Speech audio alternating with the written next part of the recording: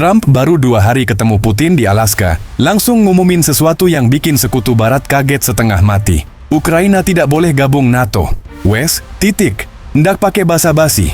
Ini jelas bukan cuma sekadar kalimat asal jeplak dari seorang Trump, tapi sinyal keras kalau Amerika di bawah Trump bisa banting setir ke arah Rusia. Dan yang bikin tambah adhem mumet, Trump minta Ukraina ikhlas merelakan Crimea jadi milik Rusia. Ini kan kayak wong kalah judi, diminta nyerahin motor. Ingat, Crimea itu dianeksasi Rusia tahun 2014. Selama ini Barat teriak ilegal, tapi Trump, cekak wae, sudahlah serahkan. Nah, Zelensky di posisi ini udah kayak orang kena prank. Selama perang dia jual narasi, Amerika dan Eropa di belakang kita pasti menang. Sekarang, sekutunya malah nyuruh dia angkat bendera putih. Koyo ngono iki, dijebak sekutumu dewe, cuuk cuk. Kita lihat Eropa, mereka paling teriak soal Ukraina, paling keras ngegas ke Rusia. Tapi begitu Trump main kartu dagang, Eropa jadi bingung. Apa mau ikut Trump, apa mau ngelawan? Masalahnya simple, Eropa itu tergantung energi. Gas Rusia sudah mereka tolak, harga energi melonjak, ekonomi ambruk. Nah, kalau Trump bisa deal damai sama Putin, otomatis harga energi stabil lagi. Dan Eropa, mau nggak mau ikut meskipun sakit hati. Trump ini pedagang, bukan negarawan. Bagi dia, Ukraina itu cuma komoditas. Kalau bisa dijual untuk menaikkan posisi tawar Amerika, ya dijual. Wong ngerti kok, rakyat Amerika itu ndak peduli Ukraina. Mereka peduli harga bensin, harga pangan, lapangan kerja. Makanya Trump main gampang. Kasih Putin Crimea, Ukraina jangan masuk NATO, selesai.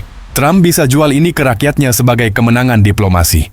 Dari sisi Putin, ini kayak mimpi jadi kenyataan. Moskwa dari awal maunya simple. Ukraina netral, NATO minggir, Crimea resmi diakui. Kalau Trump yang mewujudkan, Rusia bisa bilang ke dunia, tuh kan pada akhirnya Barat juga ngaku kami benar. Itu kemenangan politik tanpa harus buang banyak peluru. Putin ngerti banget Trump bukan politisi idealis. Dia dagang. Jadi Rusia tinggal kasih insentif yang pas, janji kerjasama energi, kontrak bisnis, atau bahkan dukungan politik. Habis perkara. Yang paling ketawa, Xi Jinping.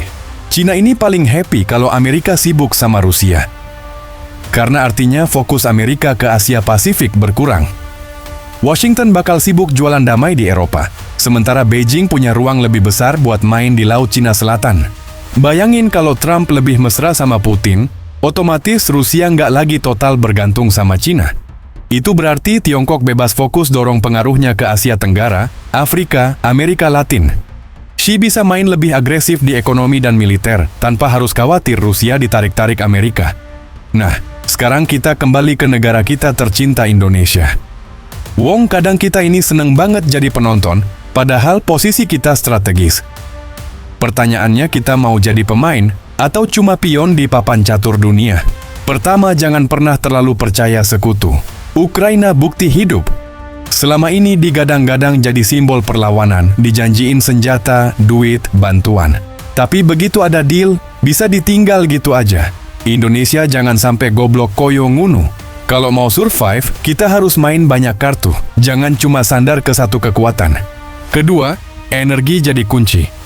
Kalau Rusia dan Amerika deal, harga minyak bisa turun, gas stabil, batu bara goyang. Indonesia jangan jadi tukang nunggu harga dunia. Kita punya sumber daya besar, harus dipakai buat leverage politik. Nggak bisa terus-terusan jualan raw material. Harus ada hilirisasi yang real, bukan sekadar jargon politik.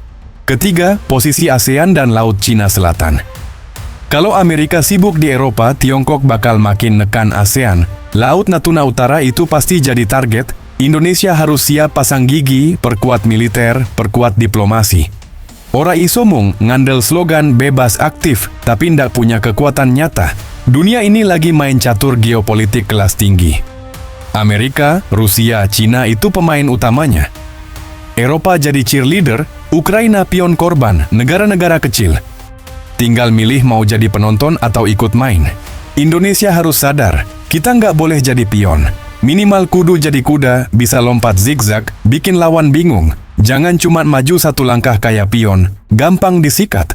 Yang jelas kalau kita cuma bengong nonton, yo wes, nasib kita diputuskan di meja orang lain. Ini bukan sekadar konflik Rusia-Ukraina. Iki latihan global, preview masa depan. Siapa yang siap, dia yang survive. Siapa yang goblok, bakal dilibas. PPAs.